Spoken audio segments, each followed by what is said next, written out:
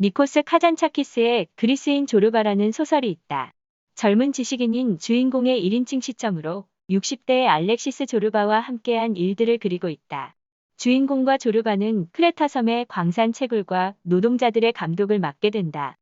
주인공은 조르바의 세상 창조관, 결혼관, 노동관, 인생관 등을 어떤 철학자들에게도 들을 수 없었던 고수한 입담으로 불륜을 저지른 일 등 저속적이고 세속적인 이야기들을 흡사 음유 시인같이 쏟아내는 조르바의 말에 성찬에 매료된다.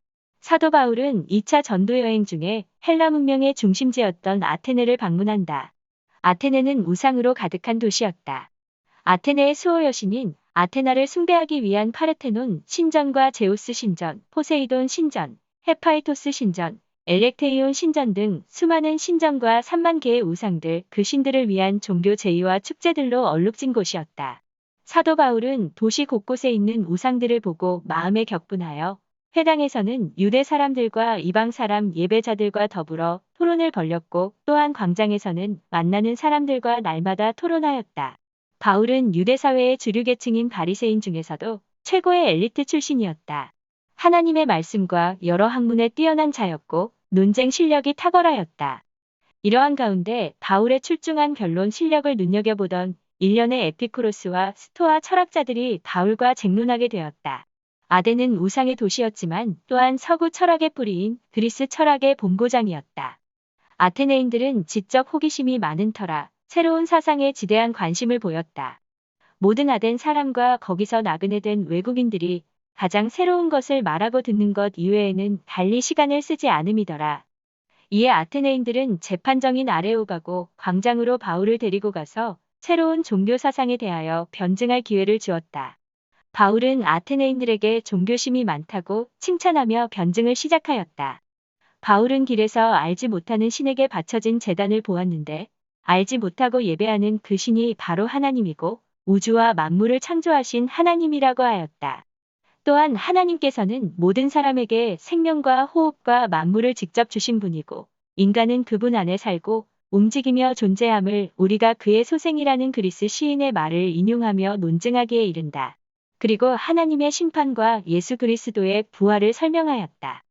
이토록 그리스인들의 신관과 세계관의 입장에서 이해되도록 하나님에 대하여 논리정연하게 논증하였는데 그 결과는 어떠하였는가? 소수의 사람들만 복음을 받아들인다.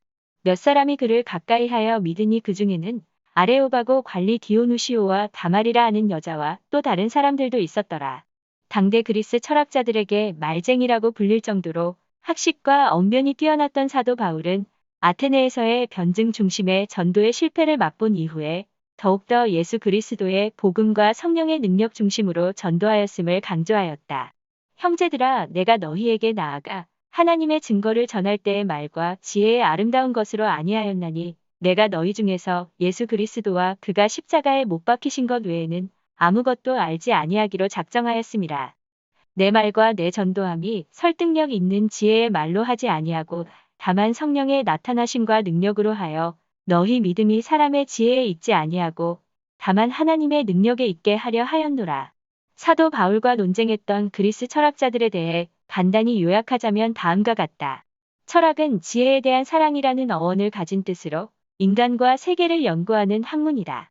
주전 7세기에 등장한 최초의 철학자인 그리스 자연 철학자들에게는 자연 세계에서 만물의 근원을 찾았고 신이 자연 현상에 물리적으로 나타난다고 생각했다. 탈레스는 물을, 헤라클레이토스는 불을 만물의 근원 원리로 보았으며 신은 물리적인 빛, 불과 동일시된다고 여겼다. 자연 철학자들에게는 신들 신적인 것이라는 뜻은 있었지만 기독교와 같은 무에서 유로의 창조 개념이 없었다. 무에서 유가 나올 수 없다고 생각했기 때문이다. 자연 철학 이후 주전 5세기에 모든 존재를 존재하게 하는 근본 원리를 연구하는 학문인 형이상학이 대두되었다. 대표적인 형이상학 철학이 소크라테스의 제자인 플라톤의 이데아론이다. 플라톤은 이데아는 현상세계 밖의 세계이며 모든 사물의 원인이자 본질이라고 하였다. 이데아는 영원 불변하는 절대 이성의 참된 세계이며 선의 이데아가 최고 이데아이다. 현실의 세계는 이데아 세계의 그림자이며 가변적이고 일시적이며 불완전한 세계라고 주장했다. 플라톤은 지혜, 용기, 절제, 정의의 네 가지 덕을 강조하였는데 이상적인 국가는 선의 이데알을 아는 지혜를 갖춘 철학자들이 통치하는 세계라고 했다. 아테네의 부패로 인해 지도자 계층은 재산과 가족을 갖지 말고 공동 소유 생활을 해야 하며 아내와 자식을 공유해야 한다. 장애인과 약한 아이는 국가에서 죽여야 한다고 주장하는 등 이상주의적이고 전체주의적 성향을 보였다.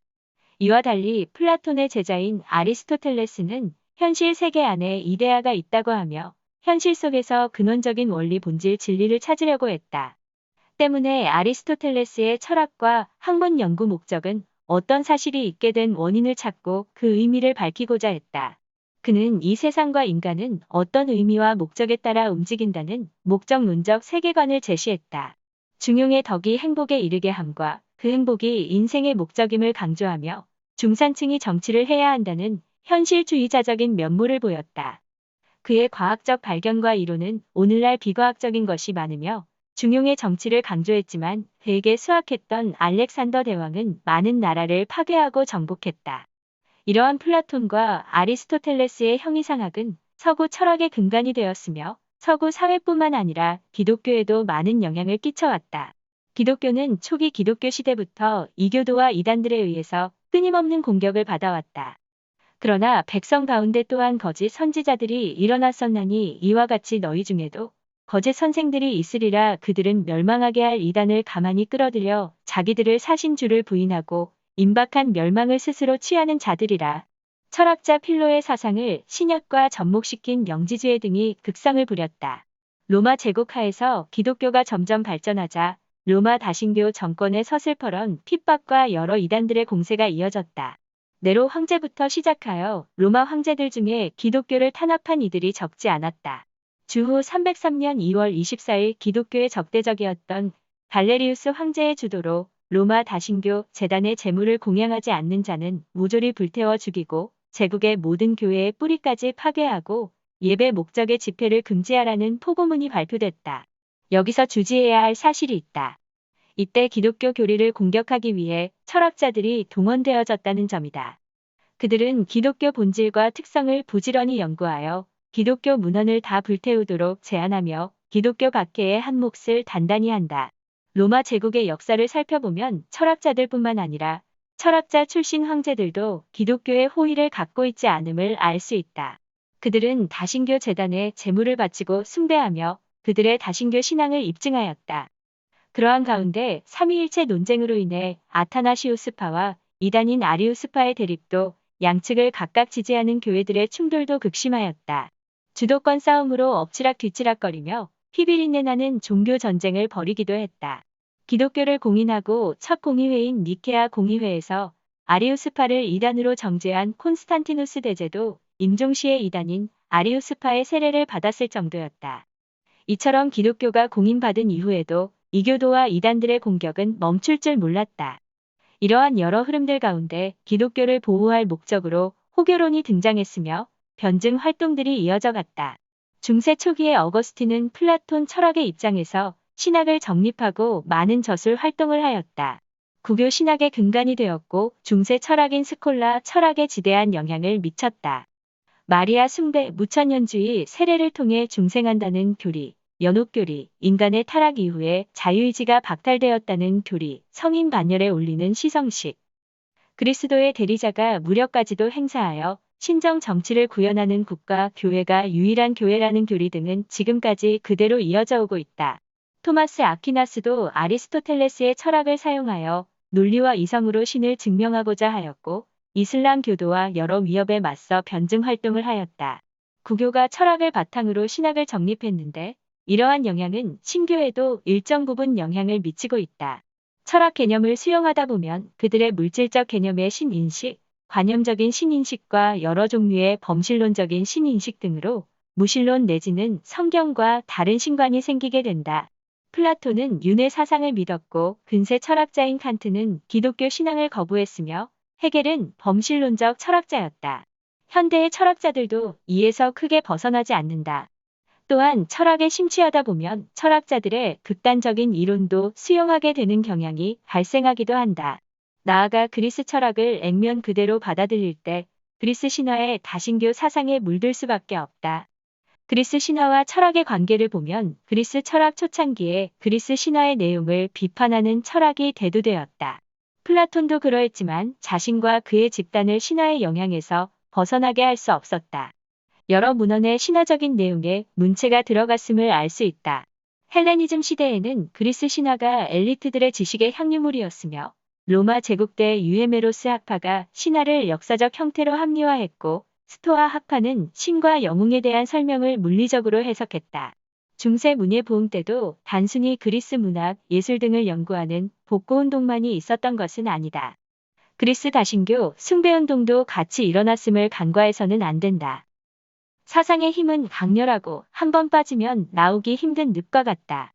그리스 철학자들의 사상과 개념을 그대로 받아들이고 차용하면 자연히 그리스 신화의 다신교, 종교 사상에 빠져들 수밖에 없다. 그리스 신화는 모든 다신교 종교가 그러하듯 끝없는 신들의 족보가 펼쳐져 있고 여신들이 있으며 신들 간의 근친상간, 불륜, 동성애, 심지어 동물의 모습으로 변신해서 불륜을 저지르는 수간의 내용까지 담겨 있다. 신들끼리 대립과 배신이 있으며 절도, 살해도 저지른다. 때문에 철학적 관점으로 성경을 해석하면 무신론, 범신론적 신인식으로 흐를 뿐만 아니라 다신교를 숭배하는 종교다원주의에 빠져들 수밖에 없다. 성경의 성령님의 영감설에 의한 기록을 부정하며 이혼과 불륜, 동성애를 지지하는 신학이론이 생기며 물질신을 섬기는 기복주의 신앙이 출현하게 되는 이유다. 그리고 그리스 다신교 신들처럼 기득권을 위해 서로 치고받고 음해하며 빼앗는 종교 정치꾼들이 출몰하는 원인인 것이다. 그리스인 조르바의 주인공인 젊은 지식인에게 규범에 얽매이지 않는 태고의 자유로운 영혼의 소유자 조르바가 그리스 신들의 현현처럼 느껴졌으리라. 그러나 그 끝은 텅 빈 파르테논의 신전처럼 공허함만이 메아리칠 뿐이다. 철학을 비롯하여 모든 학문은 비판, 비평해야 할 대상이지만 성경은 비평해야 할 대상이 아니다. 철학은 오류가 없고 성경은 오류가 있다는 전제하에 철학 학문의 관점으로 성경을 비판해야 한다는 성경 비평학은 그 자체가 넌센스의 극치다. 인문, 사회, 자연과학 등 모든 학문을 하나님의 말씀의 관점으로 비평하며 성경을 입증하는 학문으로 만들어 나가야 한다. 미적분을 개발하여 수학적으로 자연을 설명했던 뉴턴과 전자기학을 이론적으로 완성한 맥스웰은 자연과학계의 거두다. 성경적 시각으로 학문을 발전시킨 믿음의 사람들이다. 재차 강조하지만 하나님을 알게 하는 지식은 철학이 아니라 말씀과 성령이다. 인간의 지혜와 지식으로는 하나님을 온전히 알 수 없다. 계시된 하나님의 말씀과 그 말씀을 비춰주시고 깨닫게 하시는 성령님의 도움이 필요하다. 누가 철학과 헛된 속임수로 너희를 사로잡을까 주의하라. 이것은 사람의 전통과 세상의 초등학문을 따르며 그리스도를 따름이 아니니라.